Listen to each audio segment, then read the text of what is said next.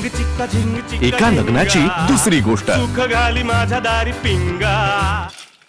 तर पाठीचं दुखणं म्हणजे डोक्यात खूप स्ट्रेस असल्याचं चिन्ह आहे. आपल्या शरीरातल्या अवयवांना जडणाऱ्या विकारांचा आणि आपल्या मानसिक स्थितीचा खूप जवळचा संबंध आहे. म्हणूनच बघ ना, होमिओपॅथीचे डॉक्टर आपली आधी बॅक हिस्ट्री, आपल्या आवडीनिवडी, आपले विचार, आपला स्वभाव हे आधी जाणून घेतात. सगळं झालं, आता मी जाऊ.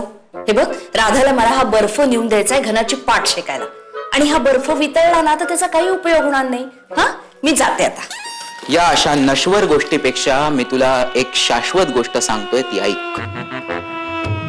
या पाण्याचे स्फटिक जाऊ देत, पण माझ्या ज्ञानाचे स्फटिक असे जमिनीवर पडू देऊ नकोस. बोल बाळा, बोल. ऐकतेस ना? हो. ज्या लोकांना खूप राग येतो ना आणि ते तो राग मनातच दाबतात, त्यांना संधिवाताचा त्रास होतो. ज्या लोकांचा प्रेमभंग झालेला असतो त्यांचे गुडघे दुखतात, आणि जे लोक कर्जबाजारी झालेले असतात त्यांना माकड हाडाच्या खाली दुखतं. ज्ञाना, माझं डोकं दुखतंय. म्हणजे काय होत असेल रे? कुणाच्या तरी व्यर्थ बडबडीचा तुला त्रास होतोय. हा, तू बाबांना का नाही सांगत आहे की जरा कमी बोलत जा? अरे किती बोलतात ते, हे त्यांच्या स्वास्थ्यासाठी खूप अयोग्य आहे. ज्ञाना, व्हायचं ते झालेलं आहे. बर्फ आता विरघळलाय. आता नवीन बर्फ तयार होईस तोवर मला वाट बघावी लागणार आहे. म्हणजे तुझ्याकडे खूप वेळ आहे.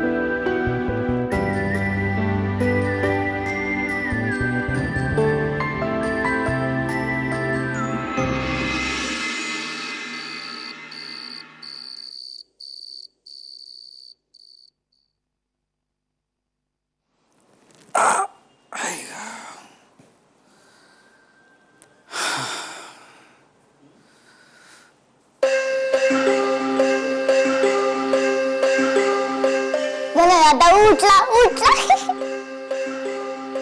ते मला पण कळतंय ग यमी, आणि मलाही दिसतंय की घनादा उठलाय म्हणून. चल. अरे आई ग, आई ग, आई ग, आई ग. अरे मुलांनो, तुम्ही दोघे इकडे काय करता रे? तुझ्यावरती पायात ठेवतोय. हो, म्हणजे मांजरीच्या पिल्लांना आपण जसं पाळतो तसं घनदादाला पाळतोय. नाही ग, आपण ना घनादावरती लक्ष ठेवतोय. म्हणजे त्याला दुखतंय का, तो ओरडतोय का? तू रडतोय का? ए यमी, मोठी मुलं रडत नाहीत, कळलं ना? मी नाही रडत, लहान मुलं रडतात. म्हणजे आई आणि काकू त्या कधी कधी रडतात, त्या लहान आहेत. नाही ग, पण या बायका असतात ना, बायका ऐका, या ना या नियमाला अपवाद आहेत. त्या कधी रडू शकतात, कळलं का? आणि आई ग, काय झालं धनादा? तुला खूप दुखतंय? हो रे, काळजी नको करू, आईने वीट तापवलीये. हो. काय गरम. वीट? ए हो, आम्हाला देवकी काकू म्हणाल्या की घनादा उठल्यावर त्याच्या पाठीवर वीटचा शेक देणार आहे. ऐका माझं ऐका इकडे. मी ना तुम्हाला दोघांना एक एक चॉकलेट देईन नंतर, पण आत्ता मी काय सांगतो ते करायचं. आत्ता मी उठलोच नाही असं समजायचं. मी अजून झोपलोय. मी काय करतोय? झोपलायस. शाबास. काय चाललंय?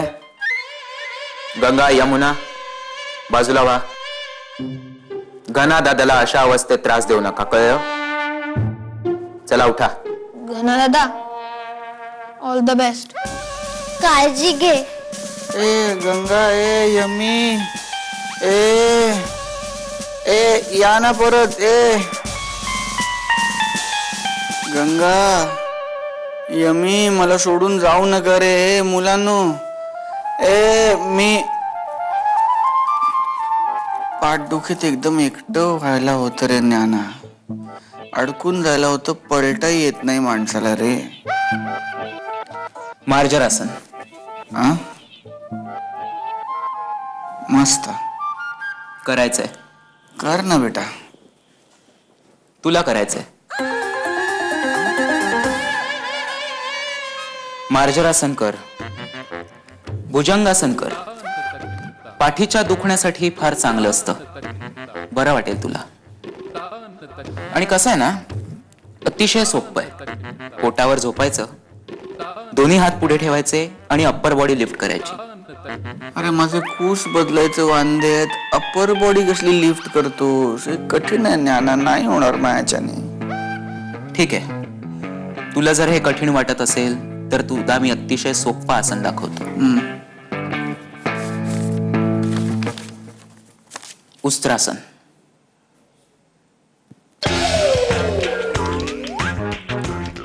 हे काय आहे? Camel pose. उंटासारखं व्हायचं. अरे मी उंटासारखं का व्हायचं ज्ञानात? त्याची पाठ मुळात विचित्र असते. मी माझी पाठ अशी का करून घेऊ? माझी मुळात पाठ दुखतेय. हे बघ दादा, तुला जर बरं व्हायचं असेल तर तुला ही आसनं करावीच लागतील. हे अतिशय सोपं आसन आहे. असं गुडघ्यावर बसायचं, हळूहळू मागे जायचं, दोन्ही हात दोन्ही पाय पकडायचे उलटे. हे बघ या चित्रात दाखवल्याप्रमाणे. ज्ञाना, तुला कळते का? सोपं आहे म्हणून तुम्हाला किती कठीण गोष्ट सांगतोयस ते. मुळात सोपं आणि कठीण या मानसिक संकल्पना आहेत आणि त्या अतिशय वादग्रस्त आहेत, त्यामुळे त्या सापेक्ष आहेत. आईला बोलवा, माझ्या आईला बोलवा. आई, माझ्या आईला बोलवा. ए ज्ञाना, मला नको, मला त्रास होतो. मला आईला बोलवा. आता ना मला अशी डोकं दुखायची प्रचिती यायला लागली. ज्ञाना, माझ्या आईला बोलव रे. आई, ए आई. एखाद्या माणसाला अनुभूती आणि प्रचिती कधी कोणत्या वयात येईल हे सांगणं कठीण आहे. मेलेल्याला मारू नका रे ज्ञाना. मी बरं झालो की सगळी आसनं करीन, आता नको.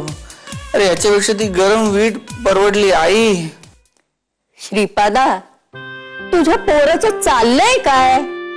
एका मागून एक काही ना काही संकट येत आहेत. अगं माई, घनाच्या पाठीत उसळ भरली, यामध्ये त्याचा काय दोष आहे? पण त्याला सांगितलं होतं कुणी अमेरिकेचा बॅग घेऊन हैदराबादला जा म्हणून? शेवटी अमेरिकेचं नाहीच न झालं आणि पाठीचं दुखणं मात्र ओढून घेतलं. म्हणजे तेल गेलं, तूप गेलं आणि हाती आलं तो पाटणं. खरंय, तू म्हणतेस ते खरंय. माझा नातू भाग्यवान, कारण त्याला बायको सुद्धा गुणी मिळाली आणि त्याचं सासर सुद्धा. अरे त्या महेश रावानं कळलं ना तर ते आणि ती बेबी आता धावत आले हो भेटायला. हो, पण घना तेव्हा नेमका गाढ झोपलेला. म्हणजे औषधाचा परिणाम असेल, पण घनाचं अमेरिकेचं कॅन्सल झालं हे कळल्यानंतर महेशराव जाम खुश झाले. अरे आनंदाचीच गोष्ट आहे ती.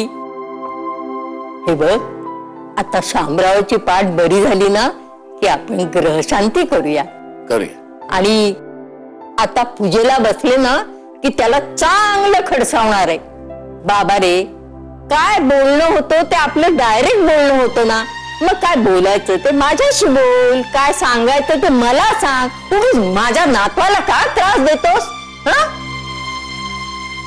श्रीपादा, असं तर नसेल की वाईट गोष्टीतून त्याला काही चांगलं घडवायचंय? त्याला त्याला म्हणजे कोणाला खडसवणार आहेस तू? ए माई, तू धनी आहेस. हे बघ श्रीपादा, आता शामराव उठला ना की मला त्याच्याकडे घेऊन चल. मी माझ्या स्वतःच्या हाताने मीठ मोराने त्याची दिष्ट काढणार. चालेल चालेल चालेल.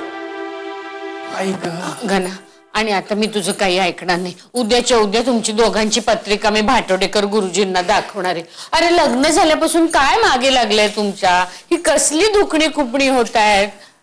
आई, भाटोडेकर गुरुजी पत्रिका बघून पाठदुखीवर कसं काय उपचार करतील? तू गप्प राहा, ते सांगतात उपाय त्याच्यावर, आणि मला बरं वाटेल. आई, आपण दाखवूया पत्रिका भाटोडेकरांना. हो, हळू हळू हळू हळू. आता तू ही गोळी घे. डॉक्टरांनी सांगितलंय की लगेच परिणाम होईल, तुला बरं वाटेल. आणि तू ना थोडं लक्ष डायव्हर्ट कर घनश्याम. वेगळ्या गोष्टींचा विचार कर. दुखतंय दुखतंय असं नको करू ना. हो हो. हे बघ, आता गोळी घेतलीस ना, थोडा वेळ लागेल ना, थोड्या वेळात वाटेल. बरं, थोडं सहन कर राजा. अगं बाई, अगं ते जेल लावायला सांगितलं ना डॉक्टरने. जेल लावून देते ना तुझ्या पाठीला राजा, म्हणजे तुझी पाठ सुटेल बघ. जेल लावलं की बरं वाटेल घनश्याम. मी कशाला, राधा लावून देईल ना जेल तुला. म्हणजे जेलचा परिणाम तर होईलच, आणि शिवाय बायकोचा प्रेमळ हात फिरला ना पाठीवरून की अशी पाठ सुटेल बघ. राधा ये ग. आले. काय आले? घनश्याम, मी जेल घेऊन येते रे. अगं, तू लावणार आहेस का जेल माझ्या पाठीला शर्ट वर करून? काय हो? काय हो?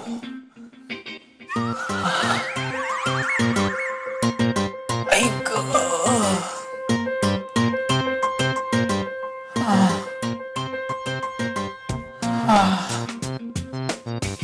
आई,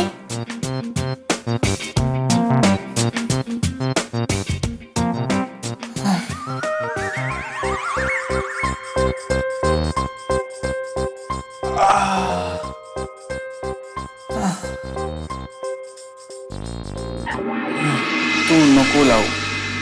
मलाही आवडणार नाही एका परक्या मुलीने असं. म्हणजे तू परकी नाहीयेस, पण तरी नकोच. झिंग चिक्का एका लग्नाची दुसरी गोष्ट. सुख घाली माझ्या दारी पिंगा.